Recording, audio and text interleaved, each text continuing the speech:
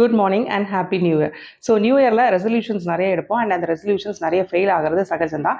Because we don't start as soon as possible. So அந்த ரெசல்யூஷன்ஸோட சூடு மறையிறதுக்கு முன்னாடியே அது குவிக்காக அதுக்கான ஃபஸ்ட்டு ஸ்டெப்பை எடுத்துட்டோம் அப்படின்னா அந்த ரெசல்யூஷன் சக்ஸஸ் ஆகிறதுக்கான பாசிபிலிட்டிஸ் ரொம்ப அதிகம். For instance finance related resolutions நம்ம நிறைய எடுப்போம், சேவ் பண்ணணும், இன்வெஸ்ட் பண்ணணும் அப்படின்னு சொல்லிட்டு.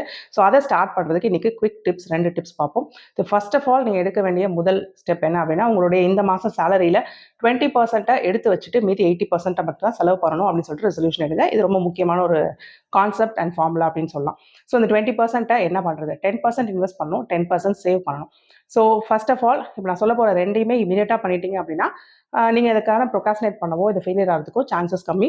ஸோ உங்களுடைய ஃபோனில் வச்சே பண்ணிக்கலாம். எங்கேயும் கிளம்பி போய் அக்கௌண்ட் ஓப்பன் பண்ணுறது அதெல்லாம் வேணாம். ஸோ ஃபோனில் இன்வெஸ்ட் பண்ணுறதுக்கு க்ரோ ஆப் ஓப்பன் பண்ணிக்கோங்க. இல்லை ஏதாவது உங்களுக்கு தெரிஞ்ச ட்ரேடிங் ஒரு இன்வெஸ்டிங் ஆப்ஸ் ஓப்பன் பண்ணிக்கோங்க. நிறைய பேரோட பேங்க் அக்கௌண்ட்லேயே அந்த ஆப்ஷன்ஸ் இருக்கும். ஸோ மியூச்சுவல் ஃபண்டில் எஸ்ஐபி ஸ்டார்ட் பண்ணுங்கள். உங்கள் சேலரி எவ்வளோவா இருந்தாலும் அதில் 10% வர்த்தான எஸ்ஐபி ஸ்டார்ட் பண்ணிவிடுங்க.